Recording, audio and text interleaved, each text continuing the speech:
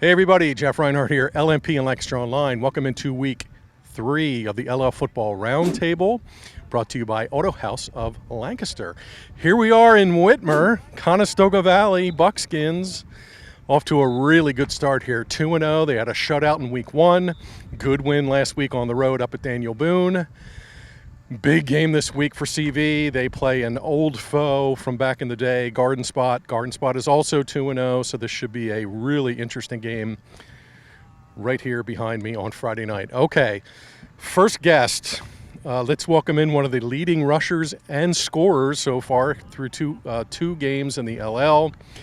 He is Jaden Johnson, and he is playing great. Hi, Mr. Johnson. How are you? Good. How about you? Excellent. Okay, 2-0 start for the Bucks. What's going well over here? So far, so good.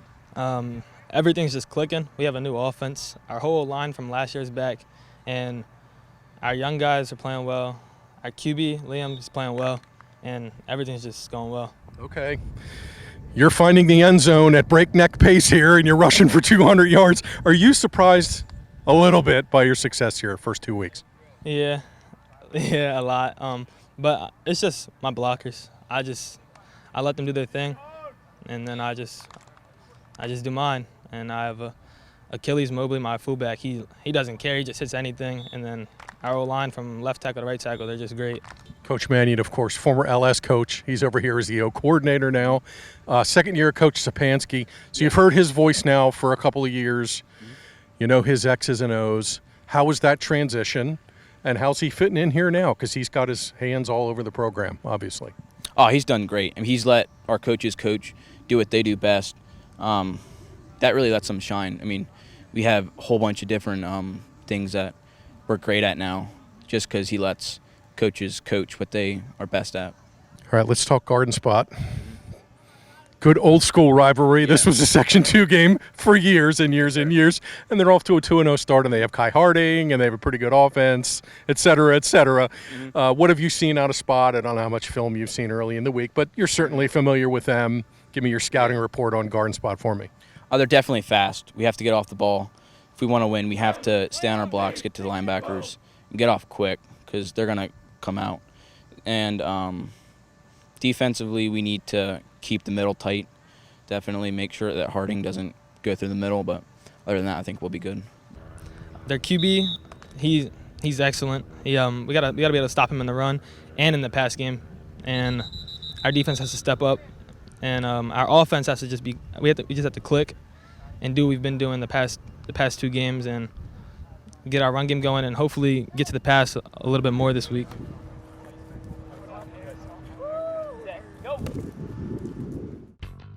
And we're back in the studio for the LL Football Roundtable. Thanks to the folks at Conestoga Valley, who are one of the stories of the young season. We're going to talk about teams that are 2-0 and maybe some surprises in that realm, among many other things here in week 3 of the high school football season. I'm Mike Gross, and I'm hosting these proceedings. To my left is Jason Guarente. To my right is Jeff Reinhardt, and he's the high school football beat writer for LNP LancasterOnline.com. And fortunately, he's had some of the epic games of the young season so far, most notably in not even in Pennsylvania.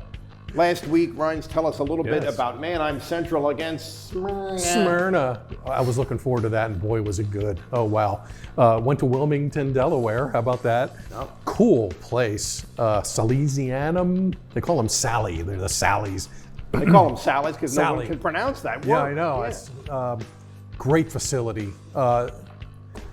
I had to type the words Mannheim Magic, which I haven't typed in a little bit. In a little while. Great game, back and forth. And I thought Central was going to blow their doors off early. It was 21-0, and it was just Barons, and here they go. And okay, thanks for coming.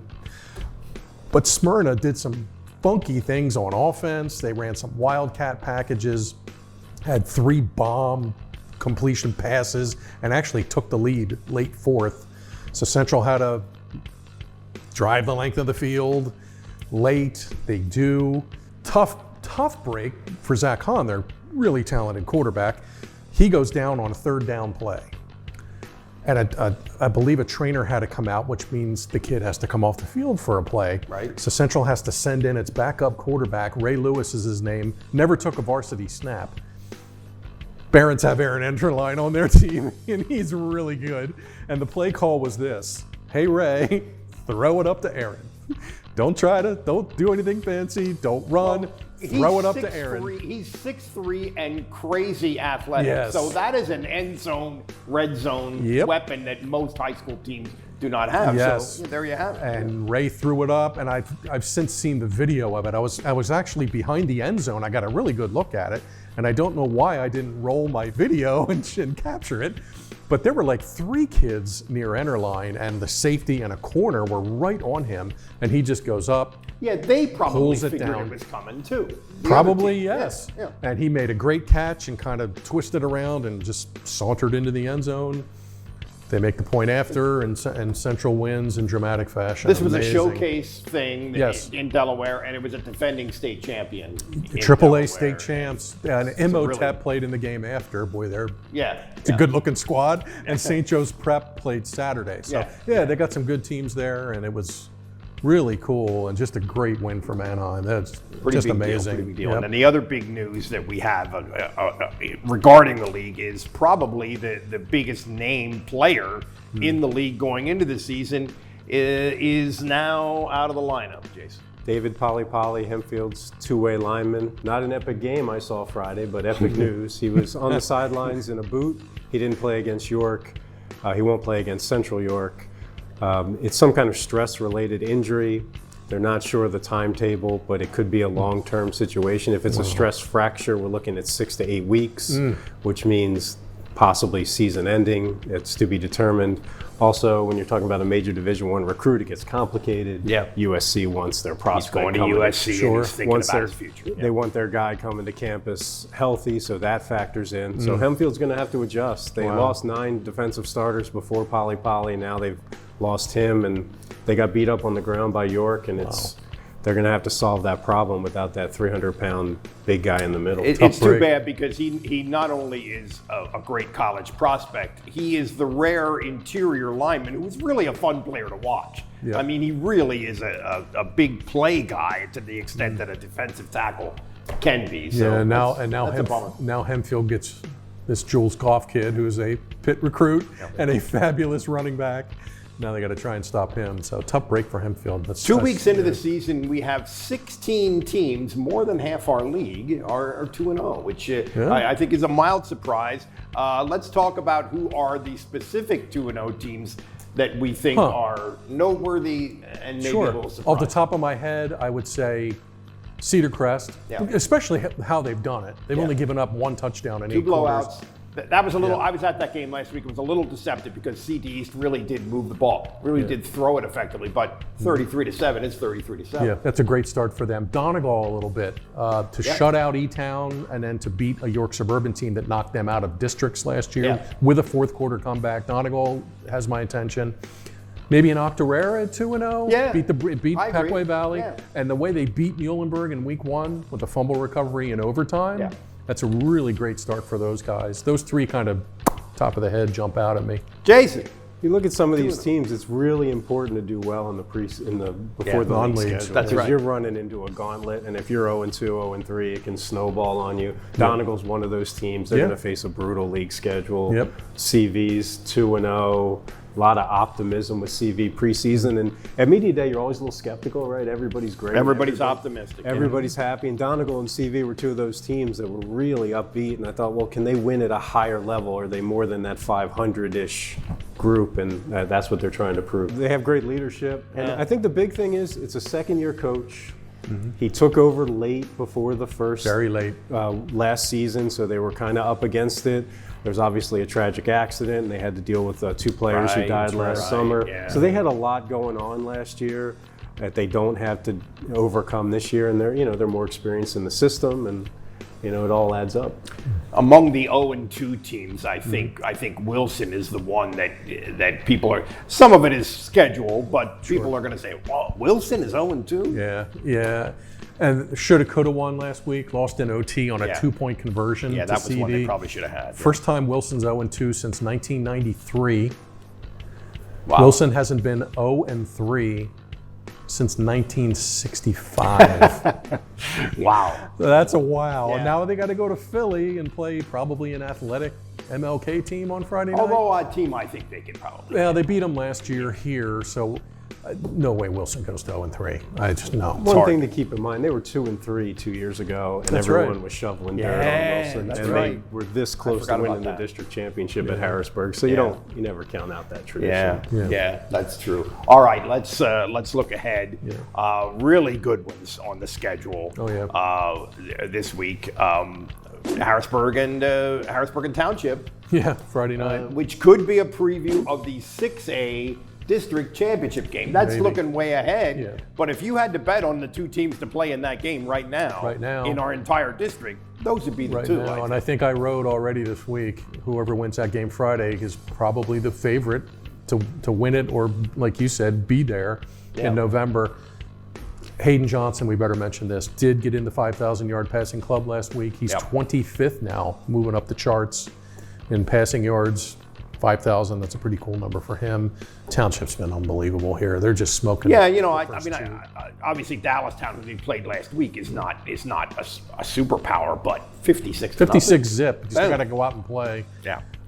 Harrisburg's been really good. They shut out Delaware Valley last week, 33 zip. Harrisburg's been pretty good on the ground. I think Township's going to have to play some D here. Sean Lee's back at quarterback again, and he's only a junior. Delaware Valley is a college, actually, so that's a really good. I know, that's a great win for them. Del Val, I think, got a district Val. 2 or something. But Cougars are playing. They're playing good. They put up 50 against York in week 1. So great grudge match kind of a game, and that should be a ton of fun. Jason, tell us everything you know about Garden Spot in Conestoga Valley. Well, I did both previews, and Garden Spot, another team, ton of optimism going into the season. They have the quarterback, the almost 2,000 passing, 1,000 rushing. He's on that kind of pace again. And Kai Harding, experienced offensive line. You add those two things up, you'll figure out the rest. That's if you're right, a coach. Matt Samperini told me how much he would struggle trying to defend his offense, which he's a defensive guy, so that tells you how good he feels about that side of the ball. This will be CV's toughest test, right? This will To be, date, no doubt. This I think this one we kind of knew going in that that Garden Spot had a lot back. Oh, yeah. But this is really like, what's CV really about? I think that's what this game is. Yeah. Yeah, Jaden Johnson, kid to look out for here. We talked to him at the top. He's great start for him, scoring touchdowns, rushing for a bunch of yards, loves his O-line, loves his fullback. Spot won this game, CV won this game last year, 41-35 in overtime.